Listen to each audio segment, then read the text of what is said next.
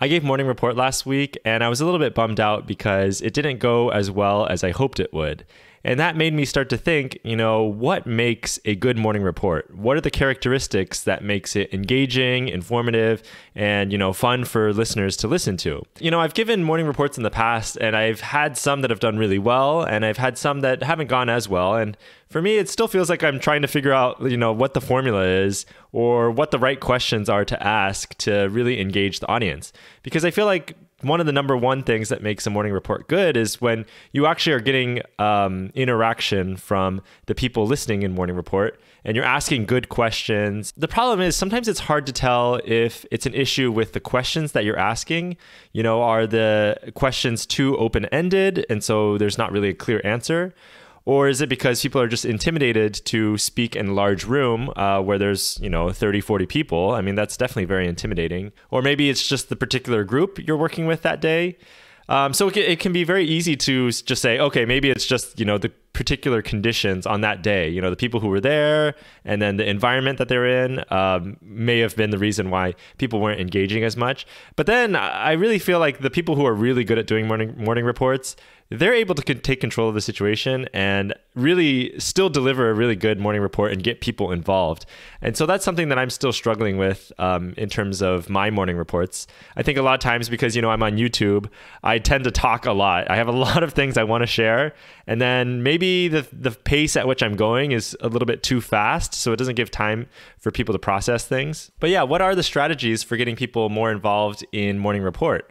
One of the things I tried to do at the start of my most recent morning report was try and be like, hey, I encourage you guys to participate. I want this to be like a low stakes situation. And it's not about getting the right answer. It's about, finding the limits of our knowledge so that we can find where to push the limits of our knowledge and learn more. And these are some things that I learned from clinical problem solvers. I've been listening to them a lot more recently. And I really like the way that they set up like a safe environment for people to participate. But even then, I think I probably didn't say it as like fluently or eloquently as I would have liked. And then B, I think it's really still very difficult to create that environment just by saying a few words like that. Because at the end of the day, it's still a very large room where there's 40 people and the attendings are there and, some of our program directors and all these like high up people are there. It makes it hard for people to want to participate. Whereas, on clinical problem solvers, if somebody goes on the show, there's somebody who's like wanting to be engaged and wants to participate and answer questions, even if they're wrong. One of the big parts about medicine and learning, at least in an academic institution, is that really what we want to see when you're answering questions is not necessarily that you have the right answer, but that you're willing to put yourself out there. And then in that process, we can figure out where, we can help you and give you more information or help your learning. And so you remember that point for the future. And I think one of the things I tried to emphasize is that when you answer a question, regardless of whether you're right or wrong, at least in my personal experience, I feel like I remember it way, way more clearly because there's definitely that acute stressor, right, of answering a question on the spot and then trying to get it right or wrong. And that helps you really retain that and remember that in the future. But it's still hard. I mean, everybody wants to be right? You don't want to look kind of, like you didn't know something that you should have potentially known. I mean, that's just like a natural instinct. So how do you really counter that? I really don't know if there's a great answer to it. Like one of the things I try to do is try to give like very direct, questions where it's like very clear there's like one answer or something. But even then, I just feel like I probably didn't have good control of the room or I just didn't make a safe environment for people to want to answer. I even asked like, what is your treatment? What would your go-to treatment for bacterial meningitis be? In this like 50-year-old patient? Like what antibiotic would you also add because they're greater than 50 years old? And like nobody said anything for like 20, 30 seconds. And to me, I feel like personally, that's like a failure on my part. There's something that I must have done that made it so it was difficult for people to want to speak up. So I'm curious to hear what thoughts you guys have on that. I feel like some people just run morning reports so well and they have just an ease about them that, makes people feel more comfortable talking or something like that. And perhaps I was just, too manic or something. So it's just like a little bit too intimidating for people to want to answer. The other thing I thought of is, should I start to cold call people? And cold calling, I think, is a very effective technique. We learned that, you should do these warm calls. Like you're going to say, you guys over here, I want you guys to think about what your antibiotic management for bacterial meningitis should be. And then you like talk about something else for a little bit, and then you go back to them. Like that's something that we've learned is like a good strategy to make it a little bit less intimidating. But I haven't really tried that. And even then, I don't feel like that would be my favorite way to do things, because, once you give somebody that question to answer, whatever you say in the next 30 seconds, they're not going to be paying attention at all to you anymore, in my opinion. At least that's my thought about it. So I almost feel like, maybe we should just be doing that cold calling a little bit more. But that being said, I also don't want people to like feel bad, when they get cold called.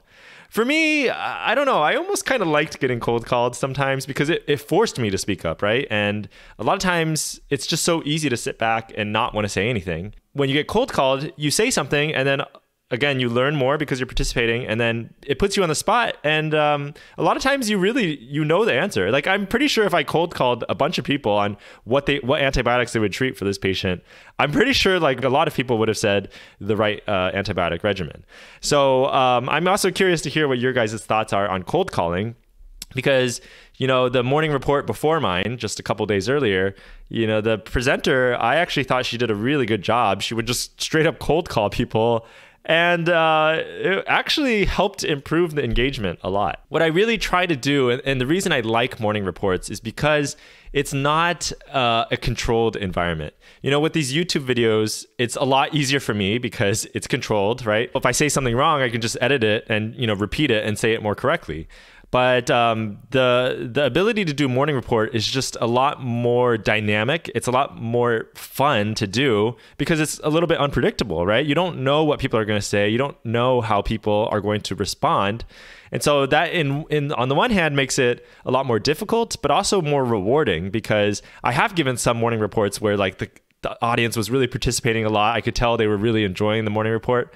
And I really, really like that feeling. That sense of being out of control, but like still somehow being able to guide the conversation in the right direction is just really rewarding. So in the same metric, it's also a little bit sad, when you feel like you didn't do a good job of it, and you feel like maybe they didn't enjoy this presentation. Maybe they didn't enjoy this morning report that much. I think for me, recently I've been just trying to get more involved in morning report. I really like the process of doing morning report, listening to morning report.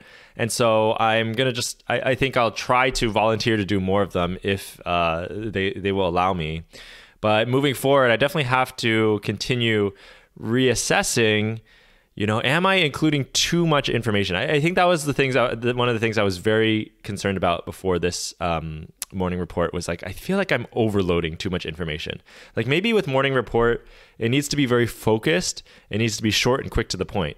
Whereas for me, I was probably dragging it out too long and not really getting to the point. And that's maybe why it just didn't turn out so well. So I'm actually going to record that morning report, and I'm going to post it onto YouTube tomorrow. And I'm curious to hear what your guys' thoughts are. One of the things I personally love about it is that I feel like I just tried to find like little learning points that I wanted to share. I just love sharing these random but possibly esoteric learning points just all throughout. But again, I think it might be too much. And even in the morning report, I was cutting out a lot of these learning points because I was like looking at my watch and I could see I was like running short on time. So this is even going to be the more full version. But I'm curious to hear what you guys think about the morning report, what feedback you guys have, and if I'm like overcomplicating things too much or giving too much information. Anyway, so yeah, just a little bit of a bummer that I felt like I didn't give the greatest morning report, but it's just hard to tell, is it something you did? Was it just the conditions that day? And like, what are the areas to improve? It's hard to tell what those actual areas for improvement can be. So I'm very much looking forward to hearing your guys' feedback, if you guys have any, and what you guys think makes a good morning report, and how to get people more engaged if you have experience doing this, or as somebody who's a listener in the audience, what is the ways that makes you feel more comfortable to participate in morning report when there's like 40, 50 people in the same room. So I'll see you in the next video. Thanks again for watching, and peace.